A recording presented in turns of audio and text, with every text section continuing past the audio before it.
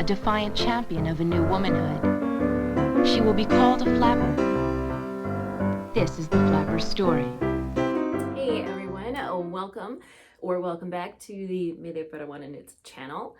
If you are usually here for the knitting content, that will be back next week with a new episode of the podcast.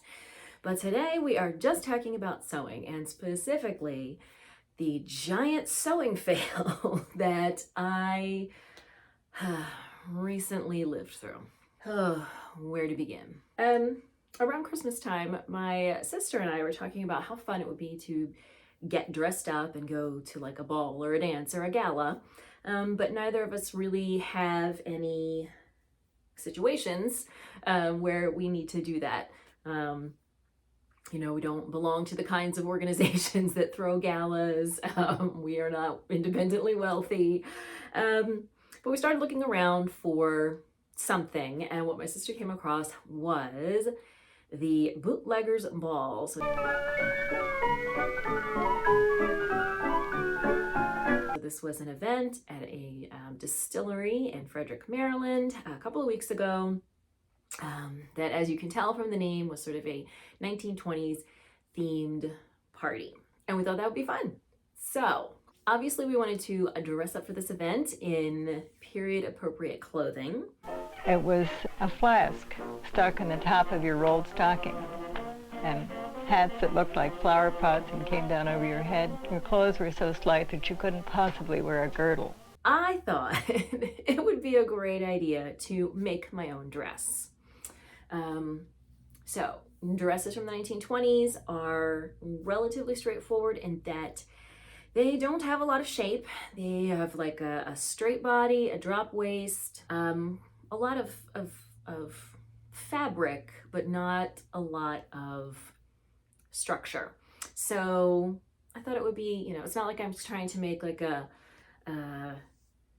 Victorian era dress or something like that. Like seemed relatively straightforward. So I thought I would give it a try. So first I tried to look for some modern patterns. And pretty much the only thing I could find were patterns for like flapper costumes that were very historically inaccurate. They're short and tight and lots of fringe, and which is all well and good and fun, but I really wanted something that was a little bit more authentic and true to the styles of the era. Every flapper had her favorite. So I thought maybe a vintage pattern. And I found one. So I'll pop a little photo in here. This is a vintage pattern from by Mary Brooks Pickin, who claimed this to be an evening dress created by a Parisian designer. However, I use the term pattern very loosely. Vintage sewing patterns are very, very different from modern sewing patterns, and this one perhaps more so, because it is based entirely on the concept of draping. What does that mean? It means basically the pattern says, cut some lengths of fabric, pin them to a slip in various ways, then tack it together, and voila, you have a dress. Dance, don't think that I brag, I speak of the drag. Maybe that worked back in the day. However, I did not have much success with it. So let me show you the fabrics that I chose. So this one is what it said was burnout velvet, which is basically like a kind of metallic-y velvet over mesh. So I needed two fabrics. And then I got this one, which is a sand-washed satin. So you can see it has not quite as shiny as satin. It looks just a little bit more muted. And then the last fabric I got was just I don't even know what this is, some kind of polyester for the slip. So I started off with my 2 fabrics and it all went downhill from there. So what I'm gonna do is show you some clips, some videos that I took throughout the process attempting to make this dress. And then we're gonna talk about what went wrong, which is basically everything. So here we go. All right guys, so I guess I've been watching too much Bernadette Banner, Abby Cox, because my sister invited me to this event in Frederick called the Bootleggers Ball at a distillery, and I decided I should make my own flapper inspired dress. So I'm gonna kind of try to record the process and we'll see how it goes. The event is 2 weeks from yesterday, today being January 27th. So the event is on Friday, February, I believe it's 9th. I have purchased my fabric. That's about as far as I've gotten. So let's see what happens. What do you think, Finny? Can I do it? Finnegan, can I do it? Am I gonna do a good job? All right, so here we are over in my sewing area, and I promise I will prop this up on a on a tripod soon. So I just wanted to first show you my assistant for this process. This is Amelia, which is my actual fitting dress form. I have Abigail, who is, I'm sure you have seen before over there. She is for display, but this one is for actual fitting because the pattern that I am using basically requires you to drape the fabric and then cut bits away. So you're going to drape and pin and cut and then sew. I've never done anything like that before, so we're going to see how it goes. But the first thing that we are doing is making a slip, which is sort of the underpinning, and then you pin the fabric to the slip. I guess you could put it on yourself and do that, but I'm going to do the dress form. All right, so here we have the fabric that I have cut for the slip. Again, it's a slip. This is not super important. It is a slightly shiny, somewhat transparent, but again, it's a slip, so that doesn't matter too much. I don't know, some kind of fake satin dealy. I did get my fabric at Joann's. I've been trying to avoid Joann's, but I didn't want to pay an arm and a leg to do this experimental project. So I did cut out just the 2 pieces of the slip, which is very basic. They're both the same. And then it has ribbon straps, which this is the best I found that I thought sort of went with what I'm going for with the look. And I also think I'm going to use this to trim the top and maybe the bottom of the slip, because the way that the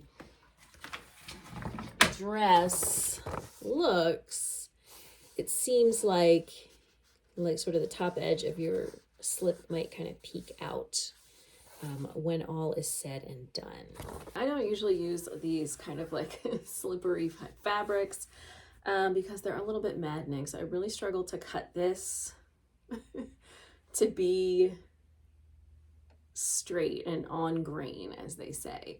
So I don't know. Looking at it, I stretched out, I think I did an okay job.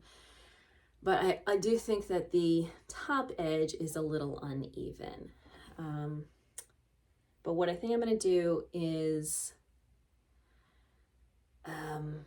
put some of the ribbon on the top edge of the front and back, and then seam the sides and see where we are. So there's no shaping. There's really nothing going on with the slip. It's just like two, it's narrower at the top than it is at the bottom. So it's an A-line shape, seamed together at the sides, and then ribbons tied on to hold it onto your body. It's very simple. If the fabric is a little off grain, it should not be a major problem, but we shall see. So let's give it a try.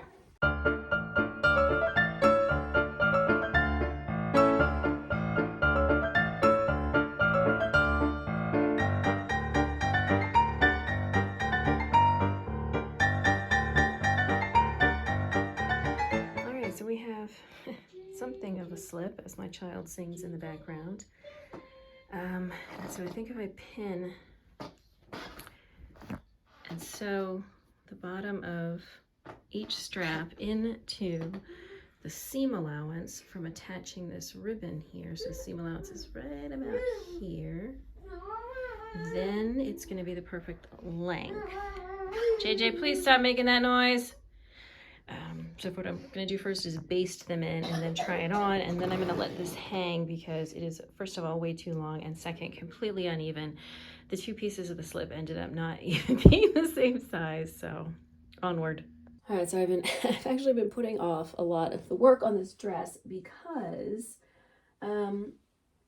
there's no like pattern cutting. It's just draping the fabric. Sorry about my voice. Draping the fabric over the slip and pinning it in place and then cutting. And so you really only get one shot at it.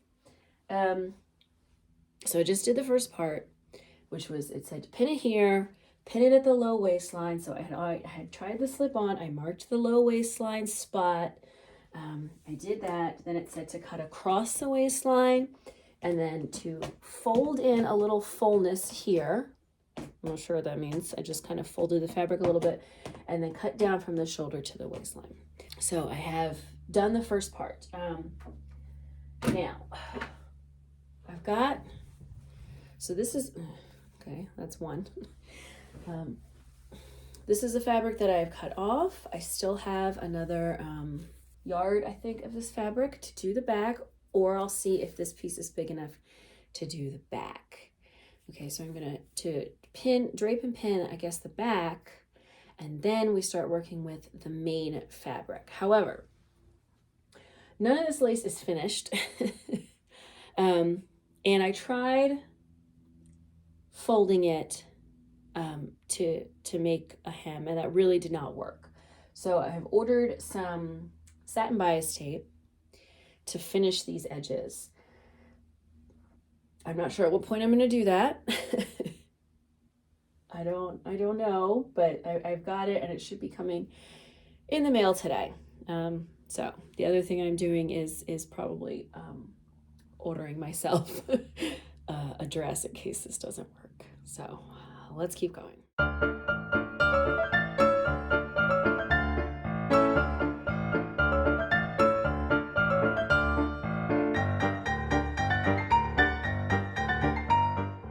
All right, so I think I've got the back pinned. One thing I've really been struggling with is if I'm supposed to actually pin it and sew it to the slip itself. And I think I am. I think it's all supposed to get smushed together. So one thing I did do is I went in here and I basted this piece, which is like a lower drapey skirt that's supposed to hang out at the bottom. So I basted the two pieces of the lace. Yeah, so I don't know. I don't know what I'm doing. I've got, the next part is to start draping the main fabric. So I guess I'm going to try to do that. I don't know what I'm doing. So I guess it's going to go kind of like this. And then something here. I'm working on it.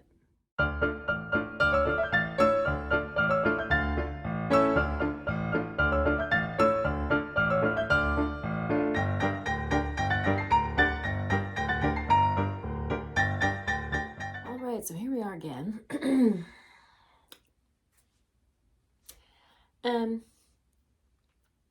So a fun thing I just learned, because it occurred to me to finally look it up, is that prior to about 1930, fabrics were a lot narrower. So sort of the minimum width of a fabric these days is about 45 inches. And then going up to maybe 54, 55 inches, sometimes even 60. But back when this pattern was written, fabrics were more like 30 inches wide, 32, maybe 36. So this explains why I have so much fabric here. So on this side, I did cut some extra fabric off. I still have too much. It is still a fair bit longer than it's supposed to be. And this is also a little wider than it should be. So at this point, I have done all the draping as specified in the pattern. And I pinned everything. And so what I'm trying to do now, because what the pattern says is just tack everything, replace all the pins with tacking stitches, and voila, you have a dress. That's bullshit. Like, I have all of these like unfinished edges that need to be trimmed. I didn't hem the slip, but that's really just because I couldn't decide how I wanted to. It does say to do that. It says to finish edges of the main fabric with self-facing. I did buy some satin bias tape. I don't know if I have enough. I don't think this is going to work, but what I'm doing now, and I've already started, is that I am basting a lot of this. So in the front, it says to kind of blouse the front. You're supposed to have this drop waist. So I've kind of basted this here. So I'm trying to baste as much as I can so that I can get this off the dress form and over to the sewing machine and maybe do the finishing. I really don't think it's going to work. I think there's too much fabric. I think it just needs too much work to have it be an actual dress. And I have a feeling that once I try to take it off the form, it's just going to kind of fall apart. So I have a backup dress, which is right here. Some, cheap thing from Amazon that was completely wrong. You can see it has like waist shaping. It does not have a drop waist like it should. It has all this fringe, which we like to put on flapper costumes, but is not actually super historically accurate. The design is vaguely Art Deco, but not really. But I have a feeling that this is going to be what I end up wearing. Unfortunately, I am still going to see what I can do here, but this event is tomorrow. So.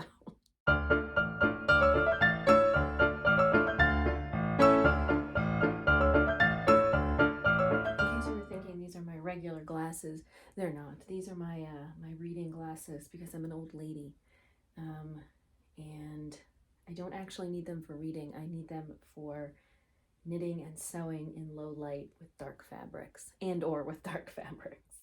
All right, guys, I have taken out all the pins and I have basted everything that I can think to baste. So I'm just gonna see what happens when I attempt to get this off my dress form, and then we'll go from there.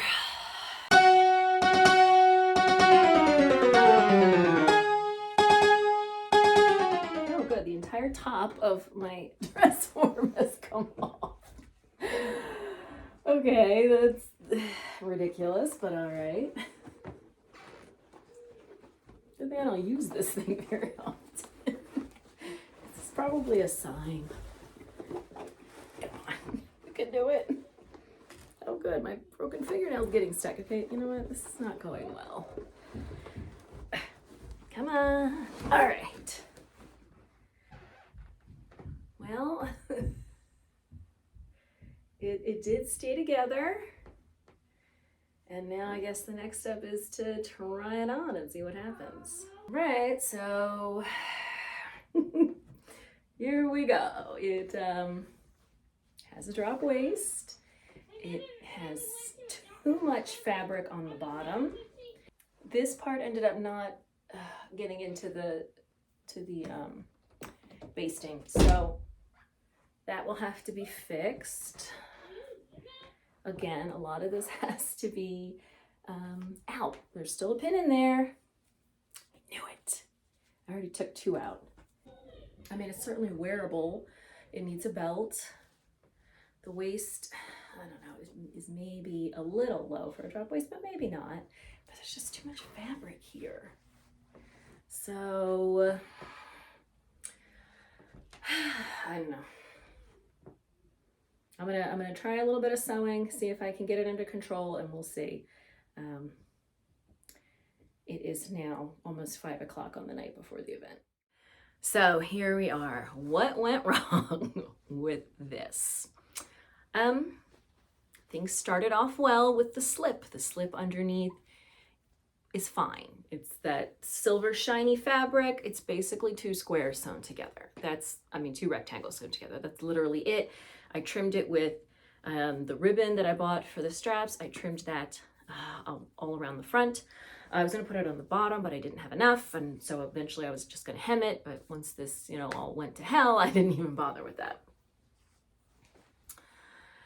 So, as I said in these videos, I pinned it according to the best I could understand of the instructions.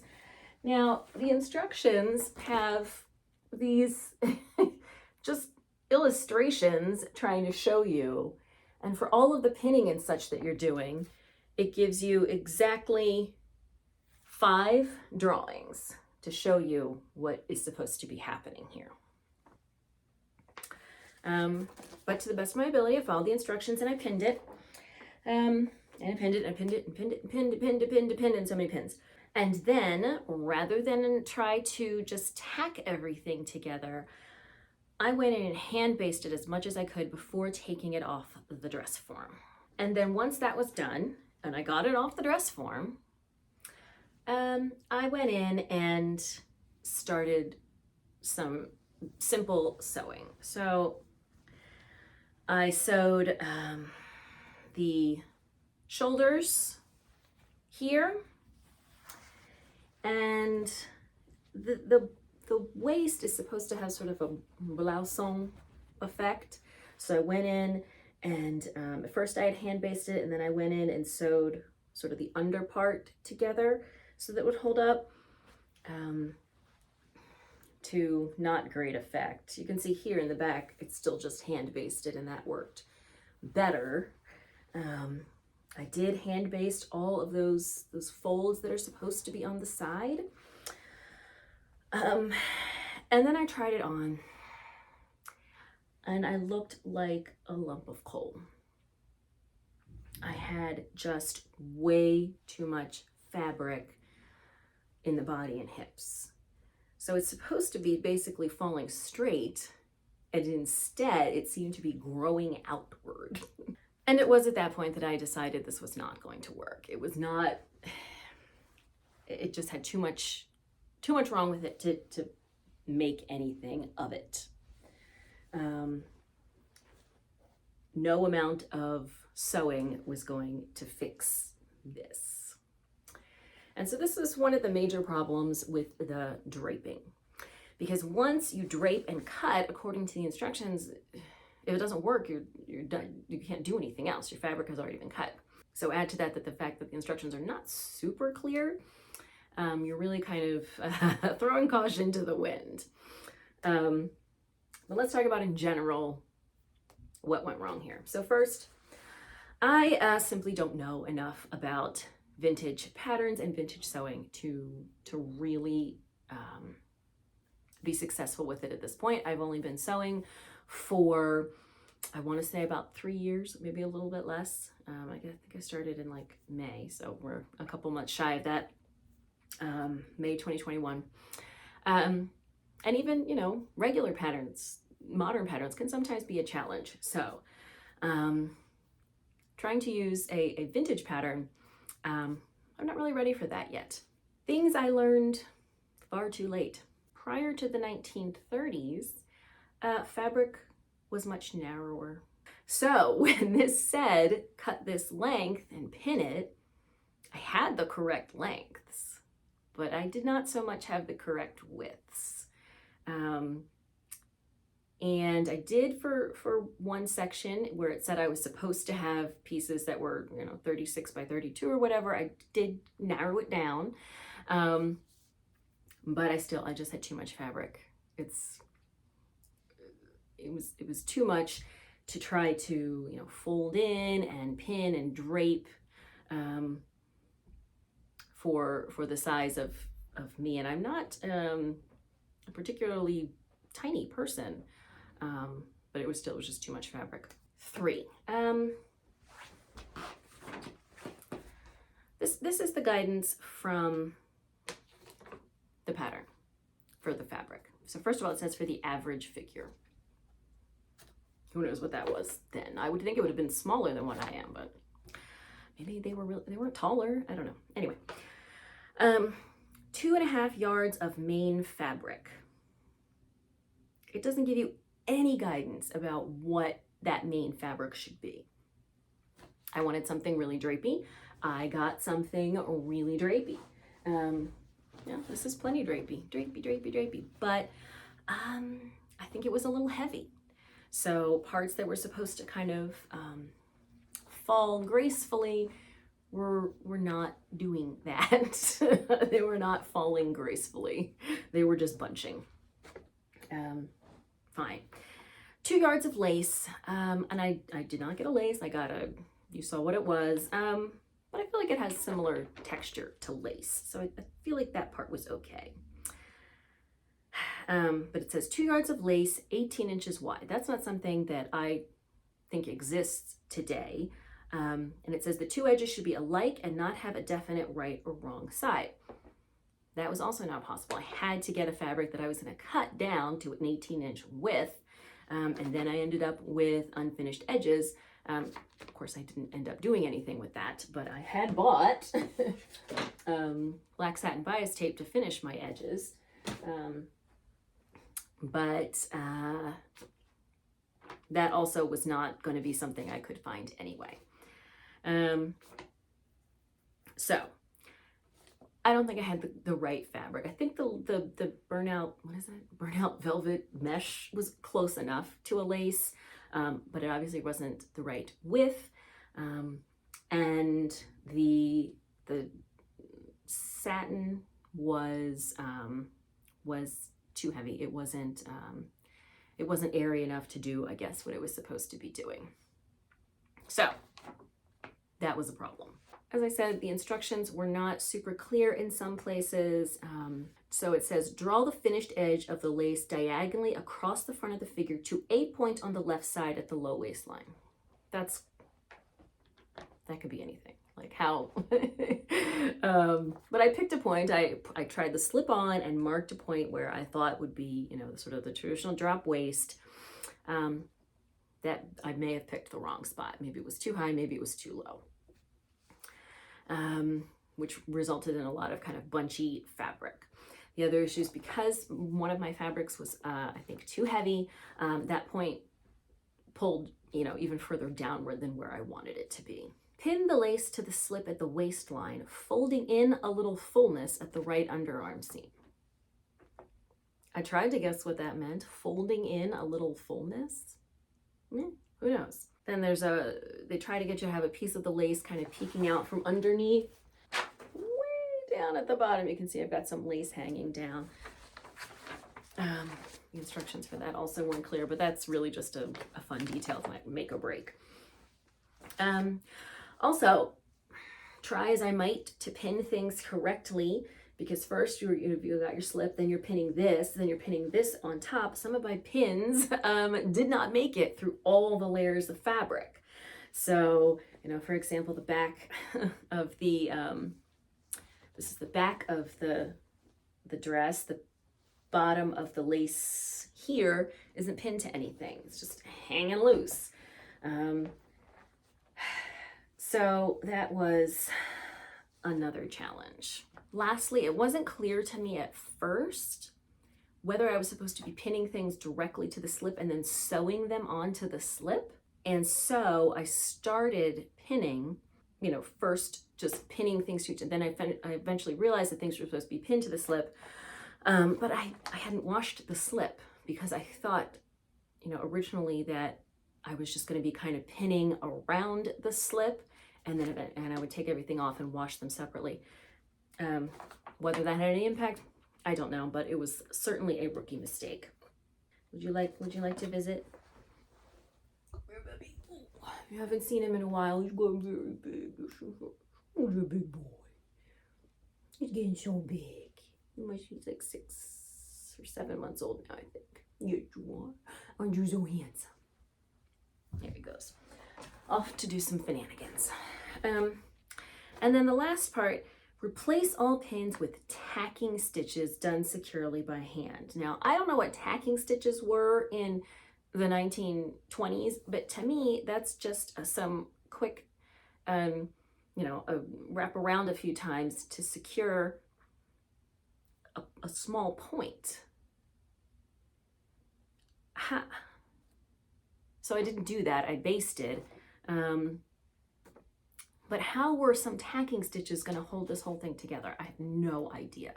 So there you have it, my adventure attempting to make a vintage flapper dress. It didn't work. Would I try again next year? I don't know. Maybe with a whole year and more time to research patterns and find the perfect fabrics, maybe I would. On the other hand, I bought my fabrics from Joann, even though I have a lot of issues with them right now, because I didn't want to spend a lot of money knowing, this might fail, and it did. But I still spent probably $60 on fabric and another $20 on some of the trim that I used. And that's still money kind of down the drain.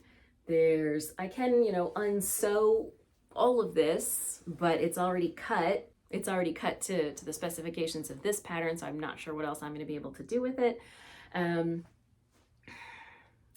slip underneath is fine, but the material is, again, I bought, cheap stuff because it was just for one night. I don't see I'm going to get a whole lot of use out of the slip. Who knows? Maybe I can use it as a foundation and try this whole thing again next year. So kind of annoying. Definitely disappointing. Certainly an adventure. It was an interesting experience. It's something I definitely would try again, maybe with more preparation. If you have any resources for vintage sewing, I would love to see them shared in the comments down below. So maybe next time I can do a better job understanding the pattern, buying the correct fabrics, etc., etc. But for now, this is what I'm left with, a failed potato sack of a dress. That is gonna hang in my closet, I suppose, until I figure out maybe something to do with this fabric.